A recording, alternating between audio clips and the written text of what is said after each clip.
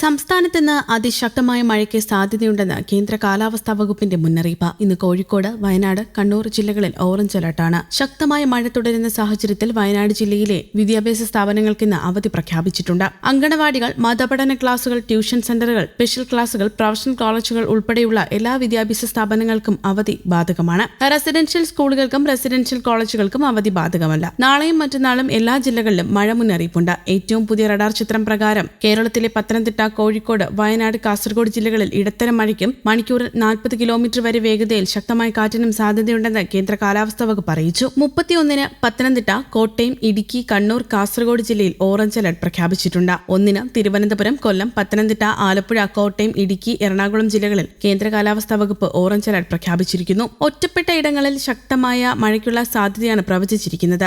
ഇടിമിന്നലോട് കൂടിയ മഴയാണ് പ്രതീക്ഷിക്കുന്നത്. 30-ന് പത്തനംതിട്ട, കോട്ടയം, ഇടുക്കി, എറണാകുളം, തൃശൂർ, പാലക്കാട്, മലപ്പുറം, കാസർഗോഡ് ജില്ലകളിൽ യെല്ലോ അലർട്ടാണ്. 31-ന് തിരുവനന്തപുരം, കൊല്ലം, ആലപ്പുഴ, എറണാകുളം, തൃശൂർ, പാലക്കാട്, മലപ്പുറം, കോഴിക്കോട് ജില്ലകളിൽ യെല്ലോ അലർട്ട്. 1-ന് തൃശൂർ, പാലക്കാട്, മലപ്പുറം, കോഴിക്കോട്, വയനാട്, കണ്ണൂർ, കാസർഗോഡ് ജില്ലകളിൽ യെല്ലോ അലർട്ട്. 2-ന് പത്തനംതിട്ട, കോട്ടയം, ഇടുക്കി, എറണാകുളം, കോഴിക്കോട്, വയനാട്, കണ്ണൂർ, കാസർഗോഡ് ജില്ലകളിൽ കേന്ദ്ര കാലാവസ്ഥാ വകുപ്പ് യെല്ലോ അലർട്ട് നൽകിയിട്ടുണ്ട്. ഒറ്റപ്പെട്ട ശക്തമായ മഴയ്ക്കുള്ള സാധ്യതയാണ് പ്രവചിക്കപ്പെട്ടിരിക്കുന്നത്. 24 മണിക്കൂറിൽ 64.5 മില്ലിമീറ്റർ മുതൽ 115.5 മില്ലിമീറ്റർ വരെ മഴ ലഭിക്കുന്ന സാഹചര്യത്തെയാണ് ശക്തമായ മഴ എന്നുകൊണ്ട് അർത്ഥമാക്കുന്നത്. പൊതുജനങ്ങൾക്കായി ദുരന്ത നിവാരണ അതോറിറ്റി ജാഗ്രതാ നിർദ്ദേശങ്ങളും പുറപ്പെടുവിച്ചിട്ടുണ്ട്. ഉരുൾപൊട്ടൽ, മണ്ണിടിച്ചിൽ, മലവെള്ളപ്പാച്ചൽ സാധ്യതയുള്ള പ്രദേശങ്ങളിൽ താമസിക്കുന്നവർ അധികൃതരുടെ നിർദ്ദേശാനുസരണം സുരക്ഷിതമായ സ്ഥലങ്ങളിലേക്ക് മാറി താമസിക്കണം. നദിക്കരകൾ, അണക്കെട്ടുകളുടെ കീഴ്പ്രദേശങ്ങൾ എന്നിവിടങ്ങളിൽ താമസിക്കുന്നവരും അപകട സാധ്യത മുൻകൂട്ടി കണ്ട അധികൃതരുടെ നിർദ്ദേശാനുസരണം മാറി താമസിക്കേണ്ടതാണ്. ദുരന്ത സാധ്യതാ പ്രദേശങ്ങളിൽ താമസിക്കുന്നവർ നിർബന്ധമായും തങ്ങളുടെ പ്രദേശത്ത് ക്യാമ്പുകൾ തുറന്ന് എന്നുറപ്പാക്കേണ്ടതും പകൽ സമയത്ത് തന്നെ അങ്ങോട്ട് മാറി താമസിക്കേണ്ടതുമാണ്. ഇതിനായി തദ്ദേശ സ്ഥാപന, റവന്യൂ അധികാരികളുമായി ബന്ധപ്പെടാവുന്നതാണ്.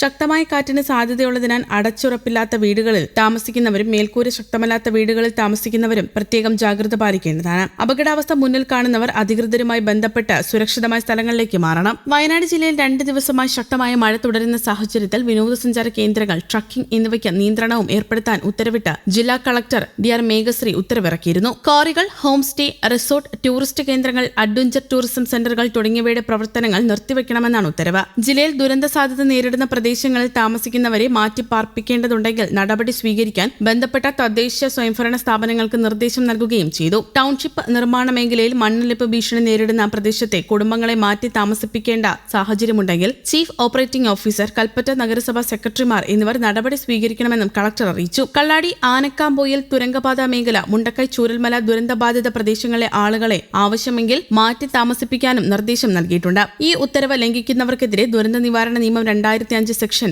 52B പ്രകാരം ശിക്ഷാ നടപടികൾ സ്വീകരിക്കുമെന്നും കളക്ടർ അറിയിച്ചു. അതേസമയം ഇടുക്കി ഹൈറേഞ്ചിൽ ശക്തമായ മഴയും കാറ്റും തുടരുന്നതിനിടെ വിവിധ ഭാഗങ്ങളിൽ പാറകൾ ഇടിഞ്ഞു വീഴുകയും മരങ്ങൾ ഒടിഞ്ഞു വീണതും വ്യാപക നാശനഷ്ടത്തിനിടയാക്കിയിരുന്നു. മണിയാറൻകുടി, വാഴത്തോപ്പ്, പൈനാവ്, കളക്ടറേറ്റ് റോഡ് എന്നിവിടങ്ങളിൽ മരം വൈദ്യുതി ലൈനുകൾക്ക് മേൽ വീണു ഗതാഗതത്തിനും തടസ്സം നേരിട്ടു. വട്ടമേട്, ചെന്നാപ്പാറ ഉൾപ്പെടെയുള്ള ആദിവാസി മേഖലകളിൽ 100 കണക്കിന് കാട്ടുമരങ്ങൾ ഏതു നിമിഷവും കടപുഴകി വീഴാവുന്ന അവസ്ഥയിലാണെന്ന് നാട്ടുകാർ പറയുന്നു.